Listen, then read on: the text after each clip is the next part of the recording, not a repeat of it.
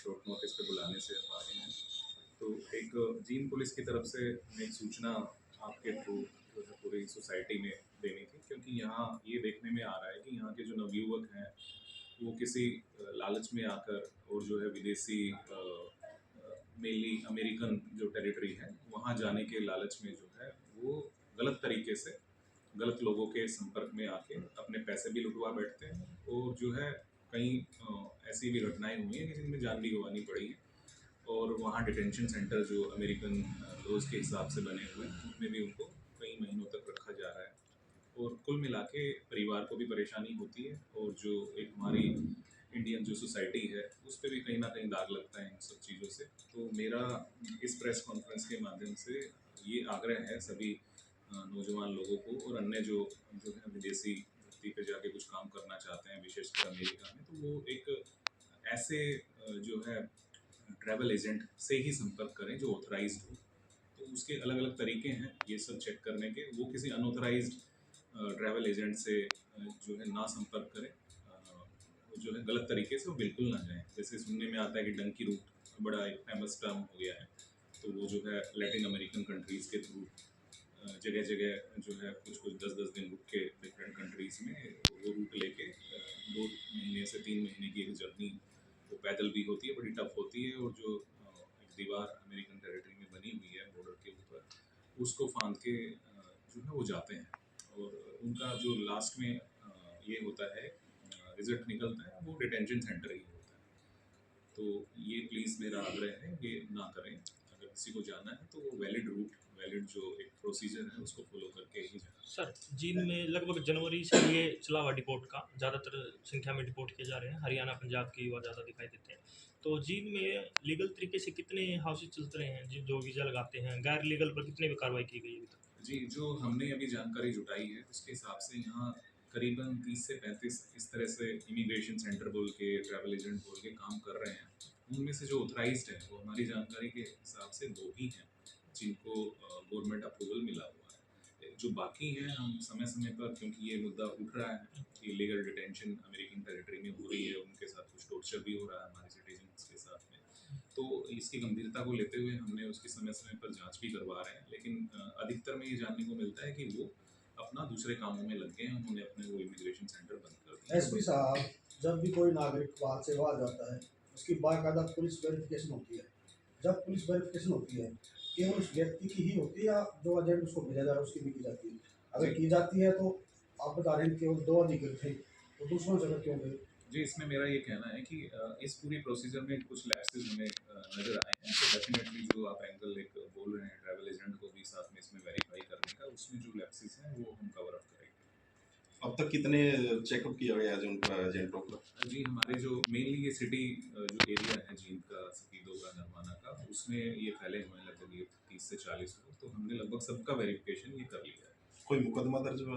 मुकदमा जो कंप्लेंट्स थी उनके बेस पे दर्ज हो रखे, करीबन 10 मुकदमे इसमें दर्ज हैं। लेकिन गिरफ्तारी भी हुई कंप्लेंट्स के है? बेसिस पे ही। कोई गिरफ्तारी भी हुई सर? हाँ, बिल्कुल गिरफ्तारी भी हुई है, कुछ में कुछ पैसों की रिकवरी भी हुई है। इसमें मैं ये बताना चाहूँगा कि मेनली क्या होता है कि जब भी इस तरह के डंकी रूट से जाने के लिए ये लोग संपर्क करते हैं तो कोई ऑथराइज्ड जो ये होता है एजेंट होता है, सपोज उसकी फीस जो है 20 लैक्स है ऑथराइज्ड, दूसरा जो है हो सकता है उसको 15 लाख में, तो उन सब लालच में आके वो गलत तरीके से वो फिर उनकी फाइनेंशियल ट्रांजेक्शन्स की जो फोर्स्ड डॉक्यूमेंट या जो एकेडमिक्स के डॉक्यूमेंट्स हैं वो भी बना देते हैं। तो मतलब कुल मिला के गलत तरीके से वो भेज देते हैं, तो उसमें हम ना पड़ेंगे। क्या पुलिस के पास ऐसा कोई डाटा है, खासकर जिला पुलिस के पास, कि जिले से कितने लोग विदेशों में गए हैं, कितने उनमें से अधिकृत हैं और कितने अन्य तरीके से गए हैं? करीबन 12 हमारे अभी तक रिपोर्ट हुए हैं टोटल।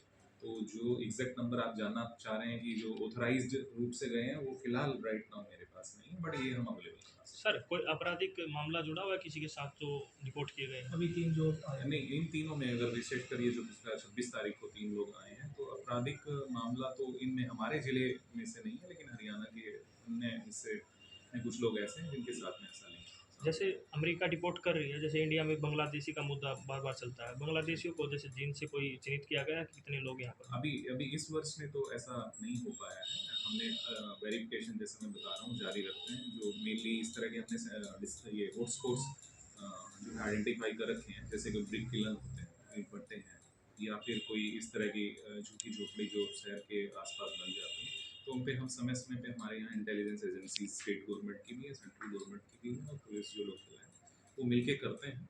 और अभी तक पिछले जो है 6 महीने में तो इस तरह का कोई हमें नहीं व्यक्त हुआ। सर जींद के गांव में डंकी रूट ट्रेंड बनता जा रहा है, उसको रोकने के लिए जींद पुलिस किस तरीके के प्रयास कर रही है? जी बिल्कुल, ये सही कह रहे हैं आप, इसमें इजाफा नज़र आ रहा है। तो उसमें जैसे अभी हम ये प्रेस वार्ता कर रहे हैं तो ये पर्सुएशन के एक अवेयरनेस के थ्रू ही मुझे लगता है कि ज़्यादा कारगर हो सकता है। बाकी पेरेंट्स से भी मेरा आग्रह रहेगा कि वो पेरेंट्स को भी यहाँ काफ़ी नॉलेज है डंकी रूट के बारे में।